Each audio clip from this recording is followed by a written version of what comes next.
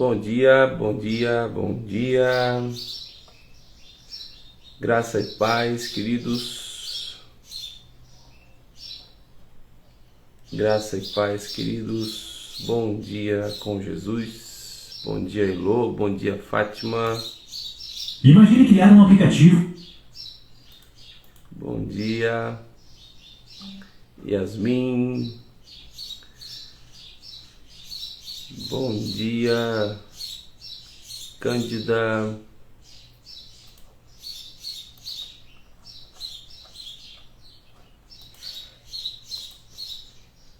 Como é que tá esse povo? Esse povo tá bem? Pastor Flávio, bom dia. Márcia Zuleide, bom dia. Glória a Deus. Vamos cantar, né?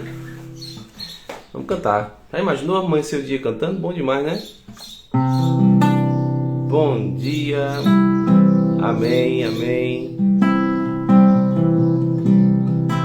Preciso de ti.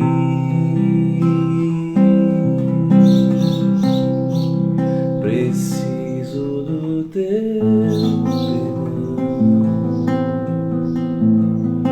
Preciso de ti.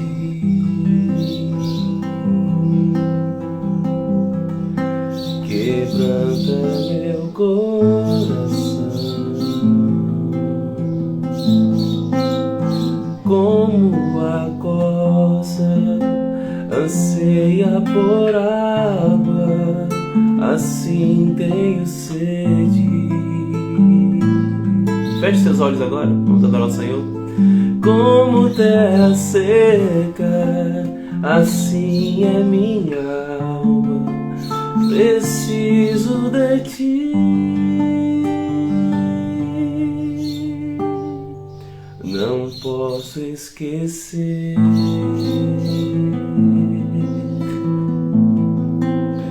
do que fizeste por mim. Como alto é o céu, tua misericórdia sem fim. Como um pai se compadece dos filhos, assim tu me amas. Afasta as minhas transgressões, preciso de ti, Senhor. Distante de ti, Senhor, não posso viver, não vale a pena existir. Escuta o meu clamor, mais que o ar que eu respiro, preciso de ti.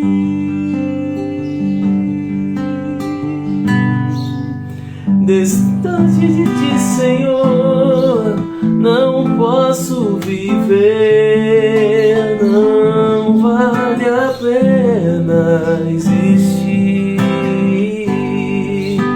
Escuta o meu clamor, mais que o ar que eu respiro, preciso de ti.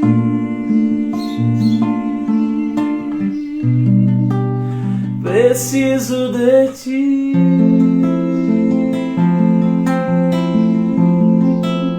Preciso de ti. Precisamos de ti. Preciso de ti. Nós precisamos, Senhor. Preciso de ti. Distante de ti, Senhor, não posso viver, não vale a pena, não vale a pena. Escuta o meu clamor, mas que o ar que eu respiro,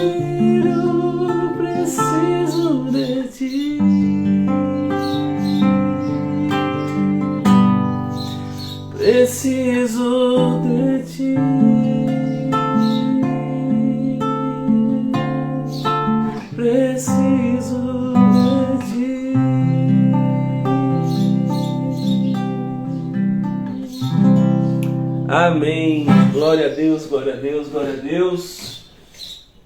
Eu sei que muita gente foi chegando enquanto eu estava tocando e cantando, mas antes eu pedi para fecharem os olhos. Eu queria perguntar, qual foi a experiência? Você já adorou a Deus com os olhos fechados, sem olhar para ninguém, sem olhar para nada? Fala aí, não é uma sensação maravilhosa? Não é gostoso fazer isso? Não é bom fazer isso? Deixa eu voltar aqui para dar bom dia para quem não dei. Vamos lá. Santana Moreira, Madalena, Elisena, Isabel, Luci, Raquel, Isaura, Marinês, Everton, Alex, Alisson, Denia Dornelles, Leia, Letícia, Lourência. Deus abençoe vocês, queridos. Uma ótima madrugada a todos. Abra sua Bíblia, por favor, no livro de Obadias. Eita, pastor! Livro de Obadias, profeta Obadias. Este livro está entre Gênesis e Apocalipse, tá bom? Ai. Profeta Obadias fica um pouquinho depois do profeta Joel, profeta Amós, antes de Jonas, ok? Obadias, só existe um capítulo nesse livro, então vai ser tranquilo. Talvez só tenha uma página mesmo na sua Bíblia. Profeta Obadias. Olha aí, o nome do irmão de Raquel, que coisa boa. Não é um nome comum não, viu, minha irmã? Não é um nome comum não. É igual o meu, também não é um nome comum não. Você botar o nome de uma pessoa de Romualdo, não é uma coisa assim que nem José, né? Maria. Não é muito comum não. Mas abram aí, nesse nome não tão comum, mas cheio do poder de Deus. Profeta Obadias, nós vamos ler do versículo 1 ao 9. Já somos 33 pessoas na madrugada, 34. Glória a Deus. Você pode ir compartilhando a madrugada de oração aí. Tem um botãozinho de compartilhar aqui no Instagram. Vamos ler então o que diz a palavra do Senhor, do verso 1 ao verso 9. Hoje eu não quero passar de 55 minutos de pregação hoje. Vamos lá? Diz assim a palavra de Deus. Visão de Obadias. Assim diz o Senhor Deus a respeito de Edom. Ouvimos uma notícia.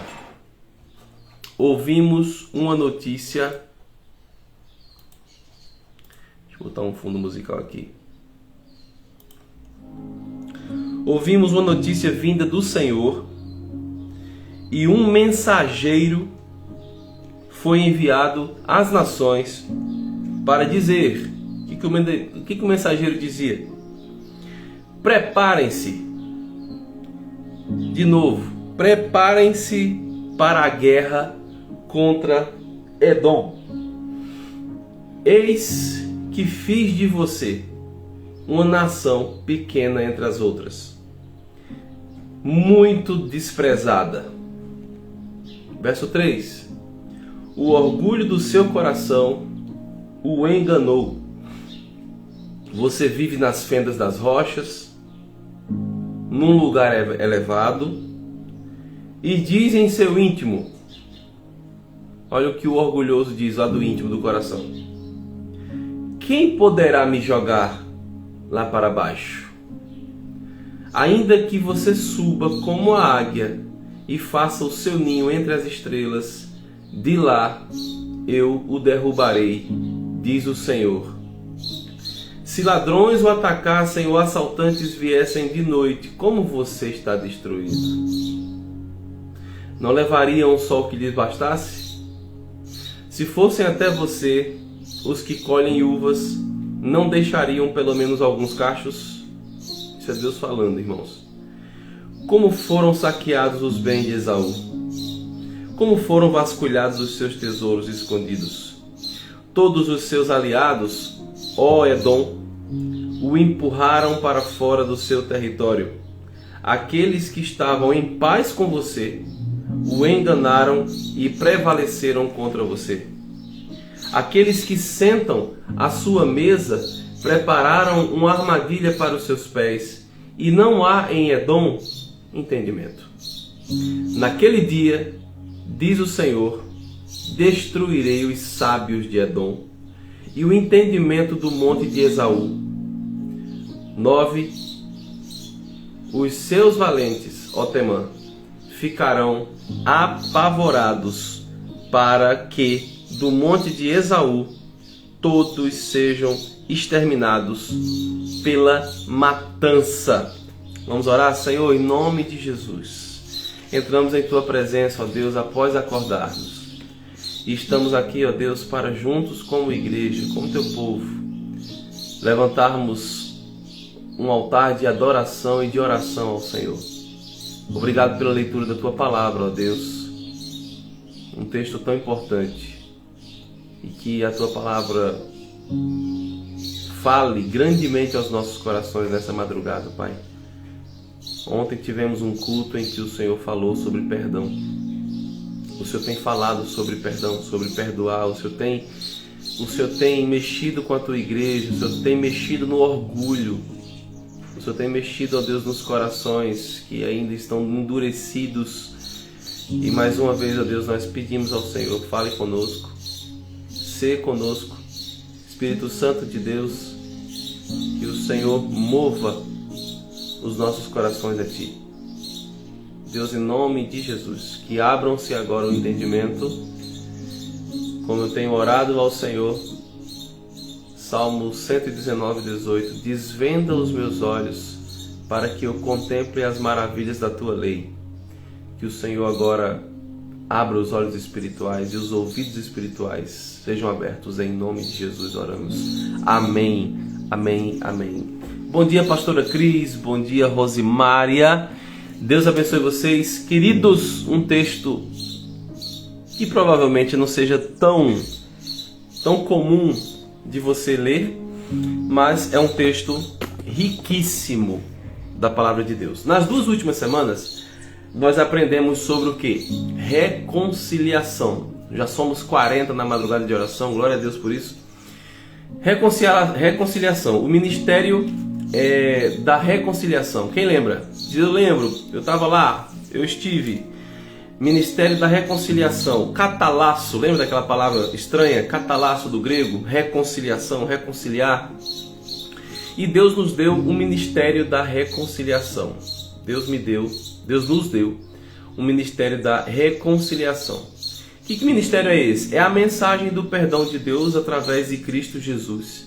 É a mensagem que nos alcançou, é a mensagem que alcançou a nossa vida. E agora nós temos o ministério, nós temos a missão de pregar essa mesma mensagem que nos alcançou um dia. E também, como é um ministério de reconciliação, nós devemos não somente passar essa mensagem à frente, mas vivermos uma vida de reconciliação com os nossos irmãos. E isso requer uma vida de amor, de perdão, uma vida de compreensão. E diz o texto lá de 2 aos Coríntios que isso é necessário para que nós não venhamos a escandalizar aos outros por coisa alguma, para que o ministério da reconciliação não seja escandalizado, não seja em vão.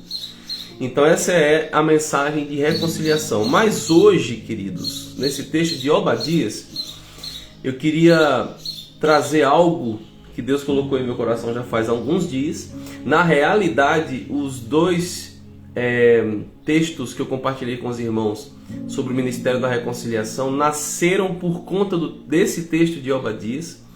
E eu sabia que Deus queria trabalhar aquele início de Obadias para estarmos agora e entrarmos agora especificamente nesse texto de Obadias, que é o menor livro da Bíblia, principalmente do Antigo Testamento. O profeta Obadias teve uma visão de Deus castigando o povo de Edom. Essa é a visão que ele escreveu. Nós acabamos de ler um trecho, o início do texto da visão que Obadias teve de Deus castigando o povo de Edom. Mas, queridos, quem são os edomitas? Você sabe dizer? Quem são os edomitas? São descendentes de Esaú. Quem é Esaú? Vamos lembrar? Esaú, irmão de Jacó, irmãos gêmeos, né? Eles, os dois, são filhos de quem? De Isaac. Em Gênesis 27, quando Isaac estava prestes a morrer, já estava cego, Isaac chamou Esaú, que era o seu primogênito, né? Por quê? Porque nasceu primeiro, e mandou ele caçar. Era o último pedido enquanto vivo, e ele mandou Esaú fazer uma comida saborosa daquela caça. Ele falou: vai lá, caça algo para mim, faz uma comida saborosa, traz para mim essa comida, você mesmo vai cozinhar, e eu quero comer essa comida, meu último prato enquanto vivo, e eu quero te abençoar, eu quero te dar a bênção da primogenitura, algo esperado, algo culturalmente entre o povo de Israel, esperado, e que seria uma bênção de fato para a vida de Esaú, sua descendência, os parentes que ficariam a serviço dele, inclusive, era algo cultural e também até mesmo religioso. E Esaú saiu empolgado para fazer isso. Só que Rebeca, sua mãe, que não gostava de Esaú, mas gostava mais de Jacó, escutou a conversa e planejou, junto com Jacó, para Jacó pegar uma caça também e chegar rapidamente antes de seu irmão e apresentar isso ao seu pai, que já estava cego, e enganar o seu próprio irmão. E Jacó fez isso. Jacó foi lá, foi vestido pela própria mãe com uma pele de carneiro para fazer-se parecer com seu irmão Esaú, porque Esaú era peludo, Jacó não era. E ali, numa trapaça familiar, que triste isso, né? Numa trapaça familiar, Isaac foi enganado. E desconfiou em primeiro momento de que não se tratava de Esaú, não é? Ele disse: olha, você tem os pelos do meu filho Esaú, mas tem o cheiro de Jacó. Tô confuso, né? Mas enfim, comeu a comida que a própria Rebeca fez, não foi nem ele que fez. E ali ele recebeu a bênção da primogenitura e foi constituído senhor sobre Esaú e sobre os parentes, e eles passaram a ser servos de Jacó. Se isso não fosse uma trapaça, isso seria uma bênção, né? Jacó, em hebraico, soa parecido com a palavra enganador. E ele virou alvo de quê? De ódio do seu próprio irmão, Esaú. Esaú queria matar Jacó. Esaú ficou furioso, porque perdeu a bênção da primogenitura. Quando chegou já era tarde demais, e no seu coração nasceu um ódio. E esse ódio ele está presente até os dias de hoje, entre essas duas famílias, esses dois povos. Mas o tema de hoje é: o que faz Deus se voltar contra um povo? Eu compartilhei ontem numa arte que eu fiz e mandei nos grupos da igreja, e esse é o tema.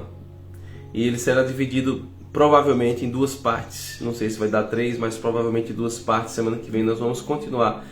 Mas a parte 1 é nesse tema: o que faz, afinal, Deus se voltar contra um povo?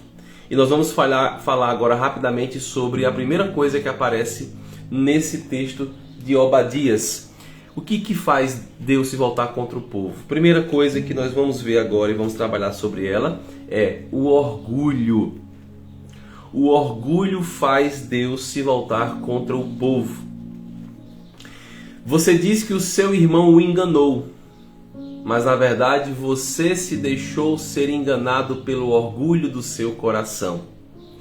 A palavra Jacob no hebraico, Jacó, de onde vem a palavra Jacó, soa como parecido com a palavra enganador, aquele que engana. E é dito no texto lá de Gênesis que a palavra do nome Jacob, né, já não, afinal de contas o nome dele não é Jacó, né, como quem diz assim, não me enganou, né? Mas quem foi enganado diz assim: ele me enganou, eu fui enganado, ele me enganou. Mas na realidade, você deixou-se enganar pelo orgulho do seu coração. Vamos ver o que diz o verso 3? O verso 3 diz exatamente assim: o orgulho do seu coração o enganou. O orgulho do seu coração o enganou. Para quem o Obadias está falando isso? Inspirado pelo Espírito do Senhor. Para os edomitas. Quem são os edomitas mesmo? São descendentes de Esaú. Ele está dizendo para os filhos, parentes, descendentes de Esaú: o orgulho do coração de vocês o enganou. Ou os enganou. Na verdade, não é você que foi enganado. O orgulho que nasceu dentro do seu coração enganou você. O que diz mais esse texto? Você olha para o seu irmão de cima para baixo. Você não olha na mesma linha horizontal. Você olha como quem está em cima, com um olhar de vingança. O seu olhar é um olhar vingativo. Você vive, olha o que diz o texto, você vive nas fendas das rochas, num lugar elevado, e diz em seu íntimo: quem poderá me jogar lá para baixo? Quem é que vai me jogar lá para baixo? Eu estou num lugar elevado. Eu sou melhor do que o meu irmão Jacó. Eu sou superior aos meus parentes, a minha descendência, aquele que foi, né, na verdade, tido como parente e irmãos. Agora eu sou melhor do que os meus irmãos. Eu sou melhor, eu sou mais talentoso. Eu consigo preparar algo melhor. Eu consigo prestar um culto melhor. Eu sou melhor. Eu estou num lugar elevadíssimo. Então, quem poderá me jogar daqui de cima? Meu irmão não consegue nem chegar onde eu estou. Que dirá me jogar daqui de cima? Pois é. O verso 3 diz isso. Mas todo orgulho, ou todo orgulhoso, mesmo estando ou subindo em lugares altos, o Senhor o derruba. Preste bem atenção, queridos. 42 pessoas estão na live hoje e nós somos, por causa do pecado, essencialmente orgulhosos, e nós precisamos que essa palavra não venha ao nosso coração para apontar o que a nossa imaginação está querendo nos mostrar agora. Ah, fulano é orgulhoso. Não, fulano não, você. Eu. Se nós não tivermos Cristo no coração para que abata esse orgulho em nosso coração, nós somos orgulhosos. É muito fácil apontar o outro, dizendo que o outro me enganou. Mas na verdade é o orgulho do nosso coração que nos engana. E diz a palavra do Senhor no verso 4 de Obadias: ainda que você suba como a águia e faça o seu ninho entre as estrelas, de lá eu o derrubarei, diz o Senhor. Mas pastor, vem cá. Diz lá em Gênesis que Esaú se reconciliou com Jacó. Por que essa briga? Por que essa briga perdurou tanto tempo? Diz lá em Gênesis 33, se você quiser ler depois, que os dois se abraçaram, que os dois choraram. Aparentemente houve um perdão ali. Aparentemente, o que a gente lê no texto, a gente vê que um se prostrou perante o outro 7 vezes, o outro chorou, se agarrou no pescoço do irmão, beijou, choraram, se abraçaram, as famílias se prostraram em sinal de reverência e de respeito. Houve provavelmente ali um perdão, não houve? Provavelmente, mas é provavelmente. Agora, a pergunta que eu quero deixar para nós essa madrugada de oração é: e a semente de amargura e ódio que foi semeada durante os anos e anos e anos na vida dos filhos, dos parentes? E a semente plantada nos filhos antes dessa reconciliação? Toda semente que é plantada, ela brota. é preciso semear perdão, para que a semente da amargura, de ódio não venha brotar.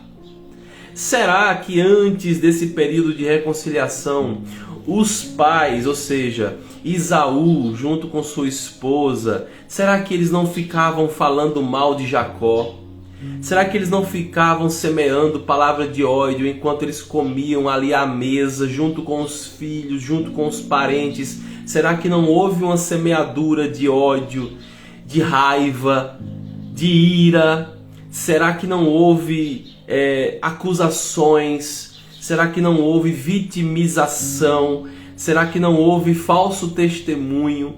Será que não deram com a língua nos dentes durante esse período até acontecer essa reconciliação? E os filhos, as crianças, os adolescentes, os outros parentes ouvindo e semeando isso no coração. Será que não aconteceu isso? Muito provavelmente aconteceu. O fato é que 450 anos depois desse episódio da reconciliação, os edomitas, a descendência de Esaú, já não tratavam mais os seus irmãos israelitas como irmãos, mas como inimigos.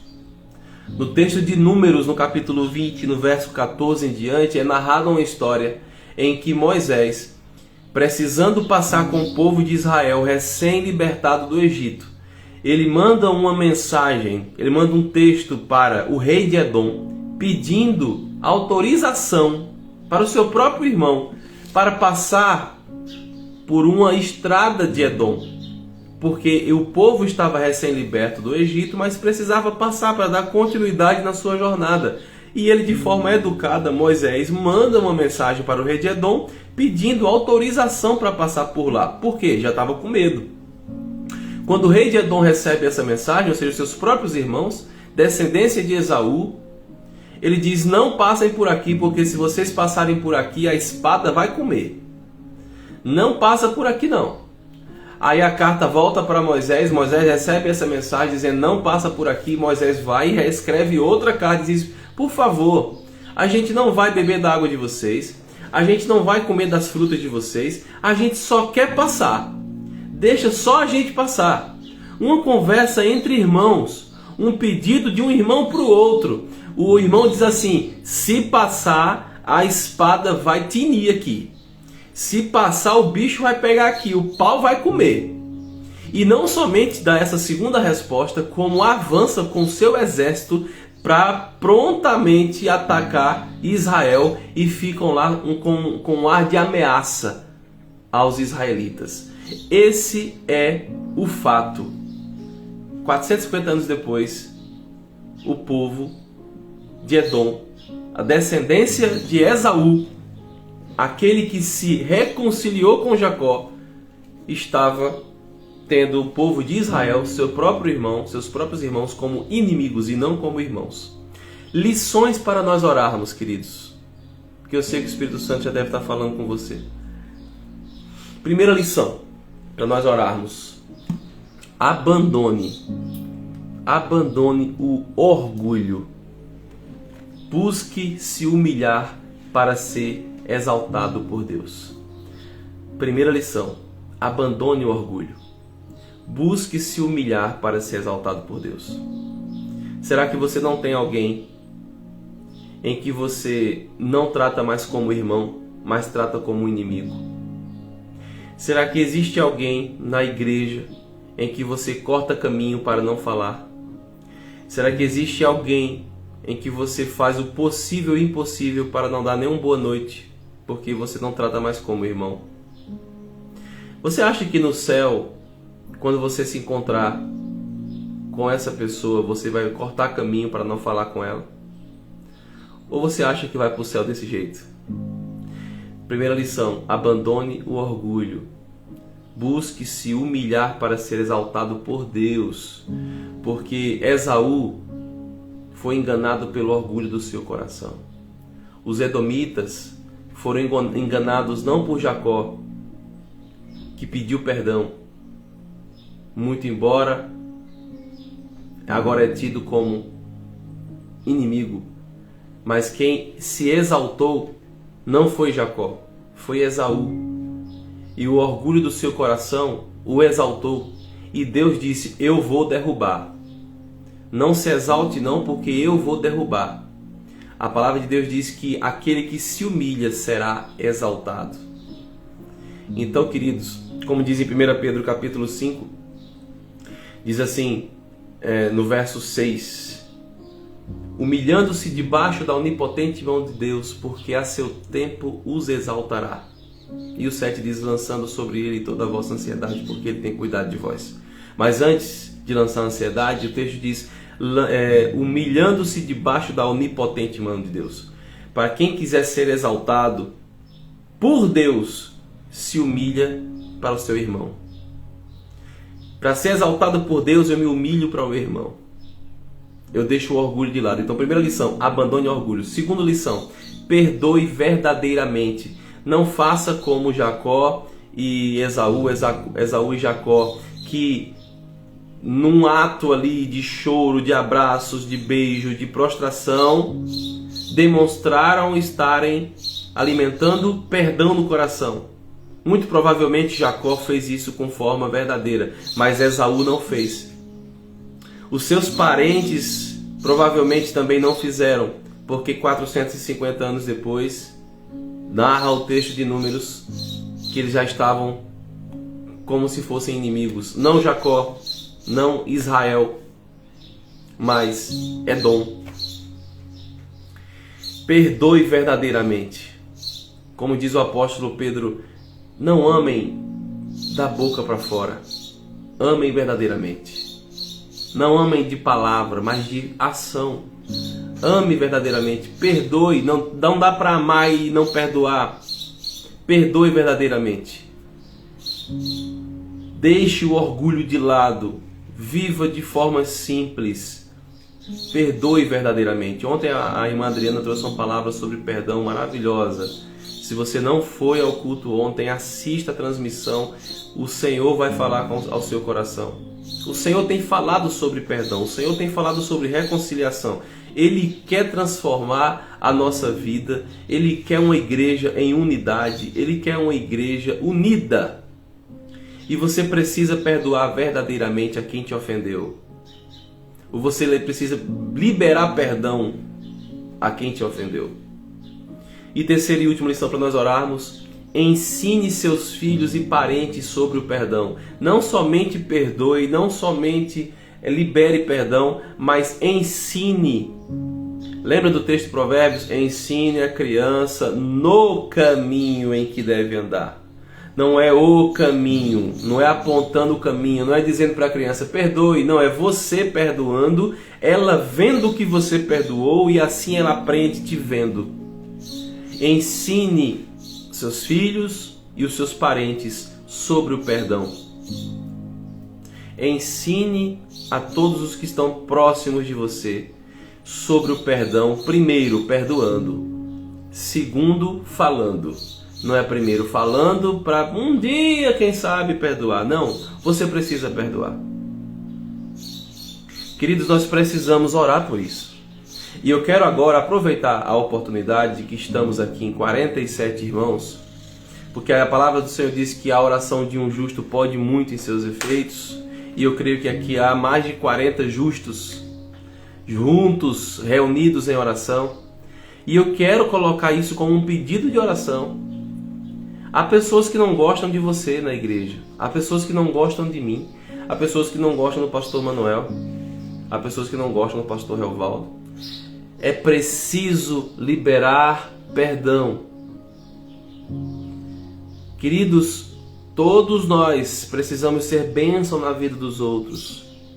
Eu falei esses dias e tenho falado, a minha vontade junto com Lívia é sermos bênção na vida de vocês. Se eu não puder ajudar, ser bênção, atrapalhar, é que eu não quero. Eu quero ser bênção na sua vida. Eu quero ser usado por Deus para abençoar a sua vida. Então, eu já aproveito a oportunidade. Se em algum dia eu disse algo que te ofendeu, por favor, me perdoe, me procure após essa live, me procure domingo agora.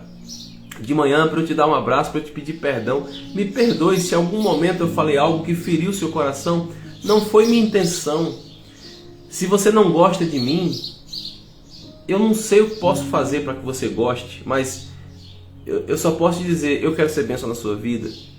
Tem gente que não gosta de você também, mas eu libero perdão sobre a sua vida. Eu abençoo a sua vida em nome de Jesus. Nós somos irmãos, queridos. Nós vamos morar num céu em que não pode haver e não vai haver, porque lá é um lugar de pureza. Não pode haver esse tipo de coisa. Entendeu? Nós vamos para o céu, onde não haverá nada disso.